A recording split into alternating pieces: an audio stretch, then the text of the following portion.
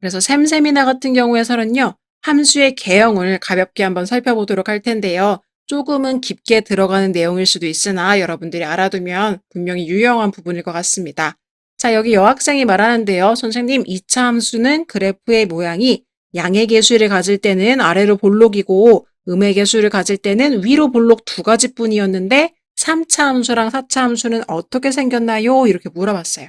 3차 함수의 그래프는요. 가장 대표적으로는요. 3차 항의 개수가 양수일 때는요.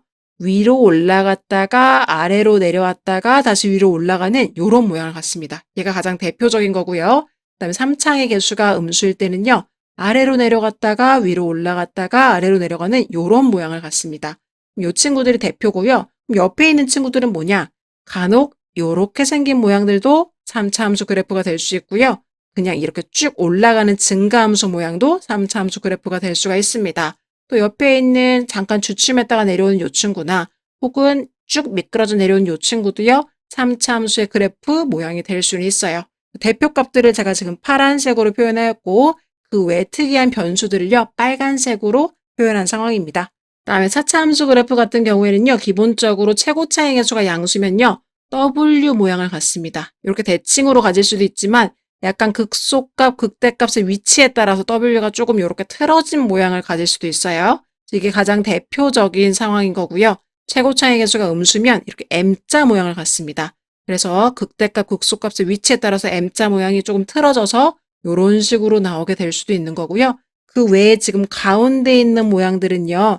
조금 특이한 케이스로 그려진 모양들이에요. 이 친구들은 극대값과 극소값을 정확하게 3개를 갖지 않을 때 모양들입니다.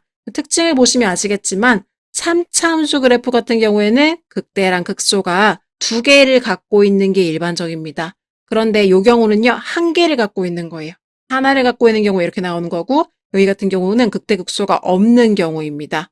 구체적으로는 다음 페이지에서 다시 살펴보도록 할 거고요. 4차 함수 그래프 같은 경우는요. 극대 극소가 3개를 갖고 있어야 돼요. 즉 극값이 3개가 존재하면 가장 대표 형태인 W나 M자 형태가 나오는 거고요. 이렇게.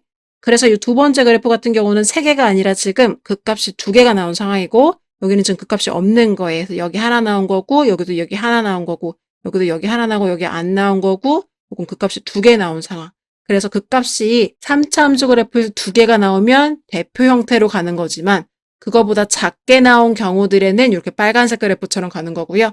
4차 함수 그래프도요. 극값이 3개가 나오면 가장 정상적으로 대표 형태 그래프인 여기 W 그래프. 그래서 이 첫 번째 그래프, 두 번째 그래프, 세 번째, 네 번째 이렇게 나오는 건데요. 그 외에 3개보다 적게 가질 때죠.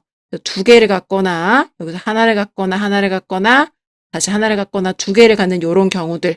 여기도 마찬가지겠죠. 이 아래쪽들도요. 이런 경우들은 4차 함수 그래프의 대표 형태를 따르지 않고 조금은 틀어진 모양을 가진다는 것. 이게 셈셈이나에서 배워볼 내용입니다. 네, 조금은 딥한 내용이긴 해요. 2차 함수 같은 경우는요. 생각해 보시면 얘 도함수를 구해보면 2ax 플러스 b라는 1차 함수가 되는 거죠. 따라서 이 f'x를 0 만드는 x값은요. 한 개만 존재할 수가 있습니다. 1차식이니까요. 따라서 이렇게 아래로 볼록일 때는 극소값이라는 값 하나만 존재하는 거고요. 그 다음에 위로 볼록일 때는 극대값이라는 값 하나만 존재하는 겁니다. 그리고 이 그래프는 특성상 극소값이 결국은 최소값이 되는 거였죠.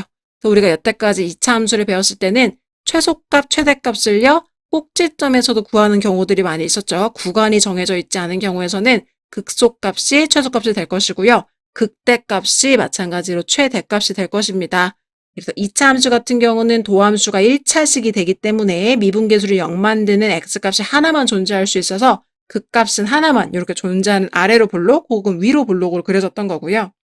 두 번째로 3차 함수 같이 배워보도록 할 텐데요. 일단 3차 함수는 미분한 도함수를 구해본다고 한다면 이 도함수가요. 2차식이 나올 겁니다. 그럼 2차식이라는 것은요. 2차식을 0 만드는 해가 서로 다른 두근일 수도 있고요. 그 다음에 중근일 수도 있고요. 허근일 수도 있을 거죠. 그럼 서로 다른 두 실근 알파와 베타를 가질 때가 모양이 이렇게 극대와 극소 각각 2개의 점을 갖는 이런 가장 대표적인 모양으로 나옵니다. 그래서 최고차의 계수가 양수면 위로 올라갔다가 아래로 내려왔다가 위로 올라가는 모양으로 그려지고요. 최고차의 계수가 음수이면서 미분계수가 0 되는 값들이 두 개가 존재하면 아래로 내려왔다가 위로 올라갔다가 아래로 내려오는 이런 모양을 가집니다. 가장 대표적인 모양이 되겠고요. 만약에 그 도함수가 0이 되는 실근이 알파, 베타로 두 개가 아니라 중근을 가질 때는요. 결국 미분계수가 0 되는 포인트가 한 번밖에 존재하지 않는다는 거기 때문에 그래프가요. 이런 식으로 올라갔다가 0이 됐는데 다시 내려가지 못하고 올라가는 그래프 모양을 갖게 되는 겁니다. 이거는 지금 A 값이 양수일 때 이렇게 되는 거고요. A 값이 음수일 때는 또 다른 모양이겠죠? 그때는 어떻게 되냐면 내려오다가 여기서 주춤했다가 다시금 내려가는 모양을 갖는 게 중근을 가질 때가 되겠습니다.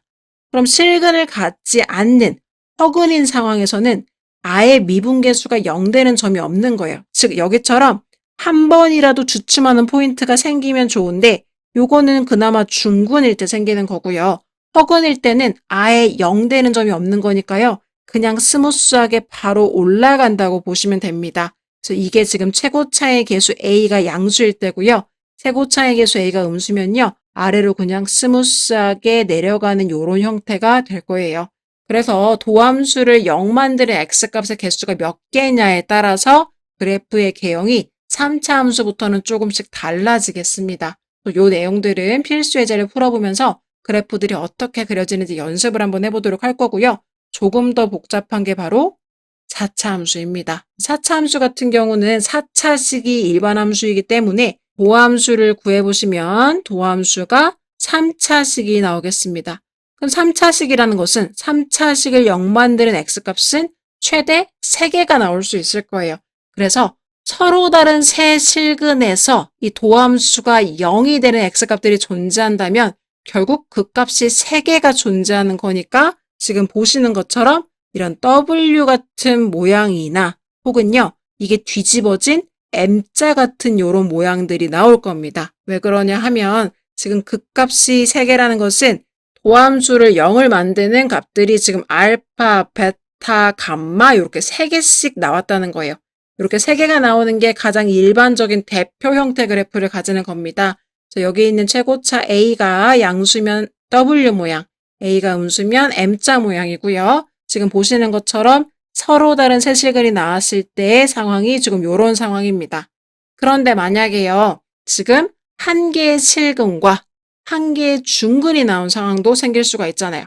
알파, 베타, 감마가 다 다르면 좋은데 하나 알파는 제대로 나왔는데 얘네 두 개가 중근으로 나오는 경우도 있을 수가 있을 겁니다. 그게 바로 두 번째 상황이에요. 지금 여기서 알파라는 값은 그 값을 정상적으로 가졌으나 여기가 지금 중근인 상황입니다. 중근일 때는요. 부호의 변화가 없이 그냥 거기서 잠깐 멈췄다가 올라가거나 아니면 반대로 이런 상황도 있을 수가 있겠죠. 이렇게 그려져서 내려오다가 여기서 주춤하고 다시금 내려가는 이런 형태. 그래서 A 값이 음수면요. 요렇게 그려질 거예요. A 값이 양수면 요렇게 그려질 거고요. 여기가 지금 알파라는 근을 갖는 상황인 거고요. 여기가 지금 베타랑 감마가 같은 중근을 갖는 상황입니다. 중근을 가지면 제대로 꺾이지 못하고 다시 주춤하고 내려가게 된다는 거 기억해 주시면 되겠고요. 두 번째 경우는요.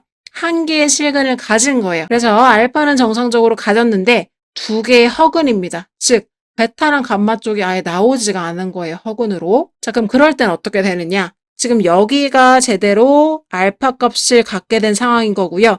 지금 여기 부분이 원래는 베타나 감마가 나왔어야 되는데 여기가 지금 제대로 안 나왔어요. 실근이 안 나온 상황에서는요. 이렇게 아까 옆에처럼 멈춰지지 못하고요. 그냥 스무스하게 내려가게 됩니다. 그래서 이렇게 그려지게 되는 거 알 수가 있어요. A 값이 음수일 때는요. 예를 들면은 스무스하게 올라가다가 여기서 알파에서 한번 제대로 꺾어주는 이런 형태가 나올 수가 있겠죠. 이 포인트가 허근인 거고요. 이 포인트가 똑같이 알파 하나의 실근이 되는 거고요. 예를 들어 마지막 경우는 뭐냐면 한 개의 실근, 3중근이 나오는 경우예요. 즉 알파랑 베타랑 감마가 다 똑같이 나오는 경우도 있겠죠. 이럴 때는요. 4차 함수지만 알파, 베타, 감마가 합쳐지면서 마치 2차 함수처럼 생긴 그래프가 나옵니다. 그러면 A 값이 음수일 때는 당연히 위로 볼록인 요렇게 2차 함수 같이 생긴 친구가 나오겠죠. 그래서 여기가 지금 삼중근이 몰쳐진 상황인 거예요. 그래서 이 극값을 가져야 되는 각기 다른 애들이 알파가 다 똑같이 나오면서 결국은 서로 합쳐지다 보니까 요렇게 2차 함수 같은 모양으로 바뀐다라는 게 지금 보여지고 있고요. 알파랑 알파 중근이 나오고 베타가 나왔을 경우에는 얘랑 얘가 서로 합쳐지면서 결국 요렇게 되는 점이 나오고 베타는 따로 극값을 가졌다라는 게 보여주는 게 지금 밑에 있는 그래프의 설명입니다. 요 내용들은 처음에 받아들이기는 조금 어려울 수 있는데요. 계속적으로 문제를 풀어보다 보면은 그 다음에 다시 강의를 한번 보세요. 그럼 이게 무슨 말인지 조금 더 이해가 되실 겁니다.